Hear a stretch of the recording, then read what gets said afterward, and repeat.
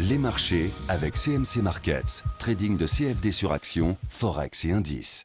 Salut, c'est Trado, content de vous retrouver pour cette mise à jour de l'indice parisien et également pour l'analyse action du jour. On va commencer par le coin des fondamentaux comme d'habitude pour voir qu'il y a du neutre et du mauvais. Au chapitre des choses neutres, c'est que maintenant les analystes nourrissent un consensus selon lequel la pression croissante sur la BCE devrait finir par payer et la question n'est pas de savoir s'il y aurait un QE souverain, c'est-à-dire des achats de dettes souveraines, mais plutôt les modalités sur lesquelles cela va se faire.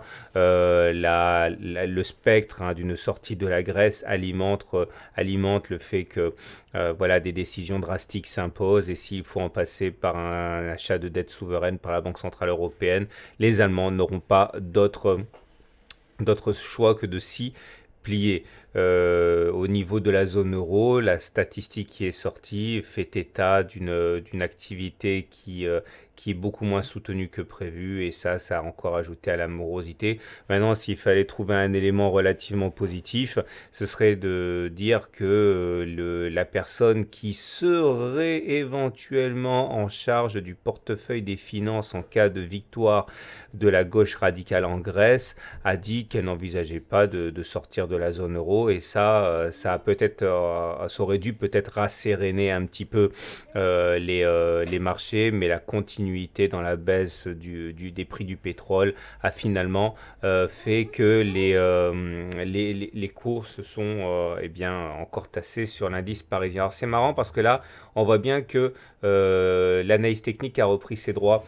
Je disais hier dans la vidéo du jour que je m'attendais à ce que les haussiers poussent les baissiers dans leur retranchement et tentent de réintégrer le nuage, mais que finalement les signaux techniques baissiers qui avaient fait leur apparition hier plaidaient pour une continuation de la baisse. Et là, la séance du jour a été très technique puisque la séance du jour a été très technique en ce sens qu'on a fait exactement ce qui est coutumier de faire, à savoir on est allé chercher le nuage et finalement les indicateurs techniques ont repris leurs droits et la baisse a repris également et on a fini au plus bas quasiment de la séance, abandonnant 0,7%.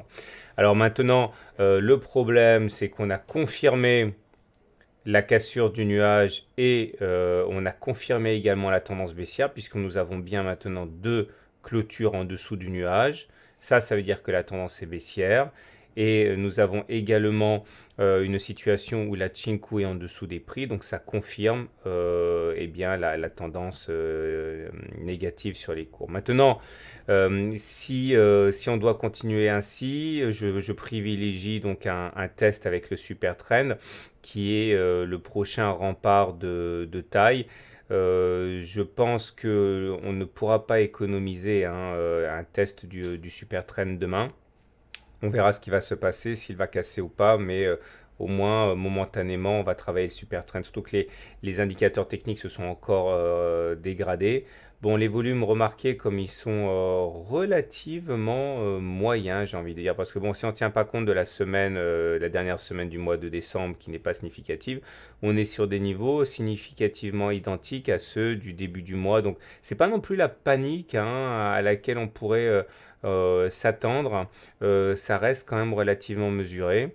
Le Trix, quant à lui, fait quelque chose qui est rare, qui est vraiment rare, puisque généralement c'est un indicateur qui est très lourd, qui fait rarement les déplacements pour rien, mais comme je l'ai dit, après avoir croisé à la hausse et donné un signal haussier, il est en train de décroiser, faire recroiser à la baisse et donner un signal baissier. Alors déjà ça c'est rare, mais en plus voir ensuite le Trix repartir du bas pour aller recroiser, éventuellement donner un signal haussier, ça arrive plus qu'exceptionnellement. Regardez si on remonte dans le temps comme ça. Voilà, généralement quand on croise et qu'on décroise, on reste quand même pas mal de temps en tendance baissière. Donc bon, faut se méfier, ce n'est pas bon. J'aimerais parler du CCI, mais pas avant de vous avoir montré le tutoriel du jour, que voilà. Alors, ce qu'il faut retenir du CCI sur lequel j'ai fait un e-book, c'est que vous avez la zone de surachat à plus 100 et la zone de survente à moins 100. Et lorsque on passe au-dessus de 100, on est en tendance très fortement haussière. Et on a coutume de dire que lorsqu'on va redescendre en dessous des plus 100, ça sera un signal de vente. Et là, regardez, lorsque c'est l'inverse qui se produit et qu'on passe en dessous de moins 100, donc moins 101, moins 102, on a une tendance fortement baissière que certains utilisent d'ailleurs pour initier une spéculation à la baisse. Et par contre, quand on sortira de la zone des moins 100, on aura un signal d'achat. Regardez un exemple ici, hein. Signal de vente qui est donné ici, une fois qu'on redescend en dessous de la zone des 100. Regardez les cours qui ont bien accompagné le mouvement. Et nous avons également d'autres exemples sur le graphe où cette fois-ci le CCI passe au-dessus de moins 100 et derrière ça veut dire qu'il y a une hausse. Alors si j'en parle c'est parce que on va avoir du mouvement. Alors regardez le CCI, si on zoome, eh bien il vient de basculer en dessous de moins 100. Alors ça, il ne faut pas prendre ça à la légère. En tant que tel, ça ne suffit pas. Mais on n'avait vraiment pas besoin de ça, hein. Donc ça, c'est pas génial. Le momentum aussi, qui lui aussi est sur un niveau crucial parce qu'il est en train de passer en dessous de 0. La dernière fois que ça s'est produit, ok, c'était là. Et regardez la baisse qu'il y a eu. C'est pas très bon. Une autre fois où ça s'est produit, c'était là. Regardez la baisse qu'il y a eu. Bon, là, ça se discute, hein, comme dirait l'autre. On n'est pas encore complètement assuré d'un virement en sens contraire, d'un revirement en sens contraire de dernière minute. Mais bon, c'est quand même assez mal parti. Surtout que le momentum, eh bien, le MACD est en dessous de son signal maintenant avec croisement de signal. Tout ça me fait dire que ça fait quand même beaucoup d'éléments qui plaident sur le fait qu'on n'a pas fini de baisser. Et à commencer par demain, hein, j'envisage, comme je l'ai dit, un test du super trend. Voilà, place maintenant à l'analyse du jour.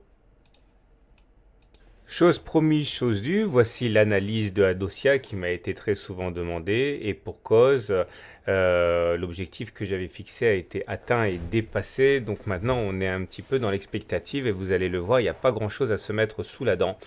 Tout d'abord, revenons à une analyse de type Ishimoku, de type Do. Vous voyez, lorsque les pics sont descendants et que les creux sont descendants, on a coutume de dire que la tendance est baissière. Et ça veut dire qu'acheter à un moment où les pics et les creux sont descendants, c'est s'exposer quand même à une baisse assez conséquente. Par contre, lorsque les pics deviennent ascendants, de même que les creux, qui deviennent ascendants, on est en tendance haussière. Et ça veut dire que si on achète à un moment comme celui-là, eh bien on a beaucoup plus de chances de se retrouver gagnant que perdant. Alors, comme vous pouvez le voir, les pics nous ont amené à passer, par comparaison des précédents pics, hein, de 39,8 à 60. Ce n'est absolument pas, comment dirais-je, ce n'est absolument pas minime. Et l'objectif que j'avais fixé précédemment, c'était l'objectif du drapeau qui était là. J'avais dit, voilà, on est à l'intérieur d'un drapeau.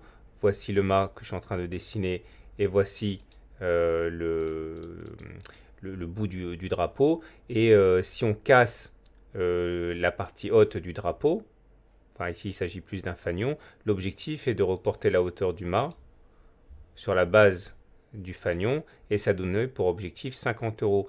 Alors le problème c'est que, enfin c'est pas vraiment un problème, mais l'objectif a été touché et maintenant on n'a plus rien à se mettre sous les dents au niveau chartiste.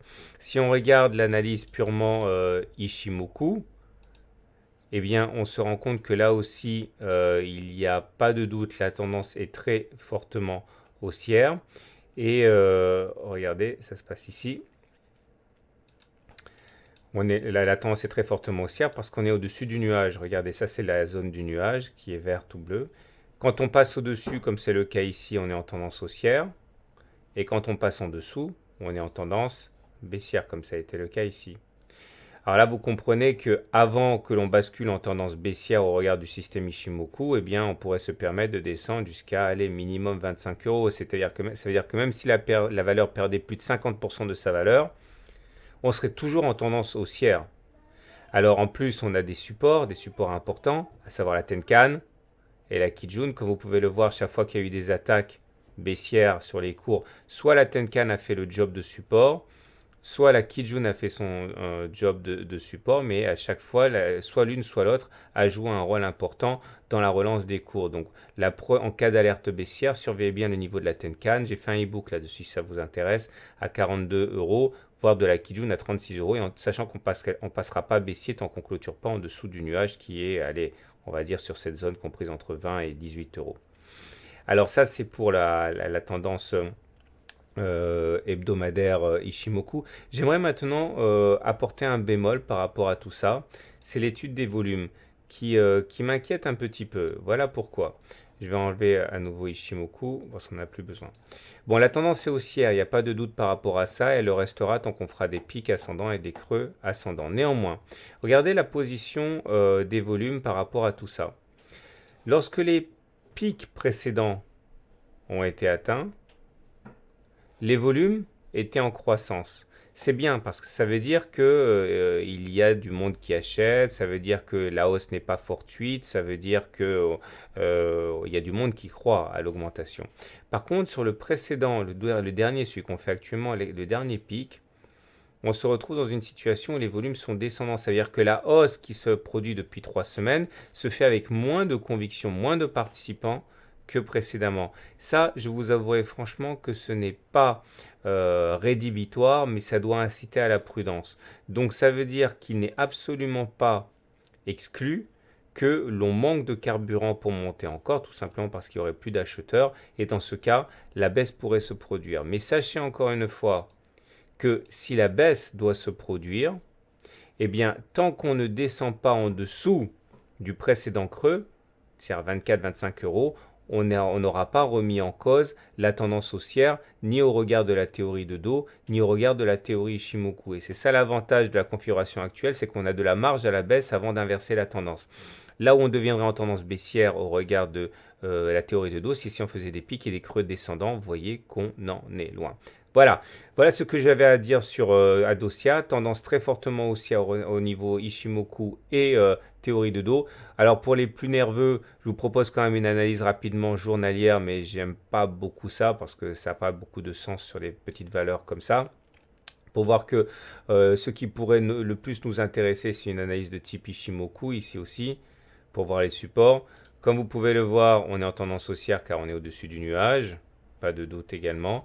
Les prochains supports, en cas d'attaque baissière, c'est la Tenkan vers 50 euros et la Kijun vers 42 euros qui pourrait effectivement servir de zone de rebond le cas échéant. Voilà, je vous souhaite une bonne soirée, je vous souhaite de bons trades. Si vous venez de découvrir mon travail, n'oubliez pas que j'écris des e-books, dont celui-là qui est gratuit, il est sur simple demande livrable.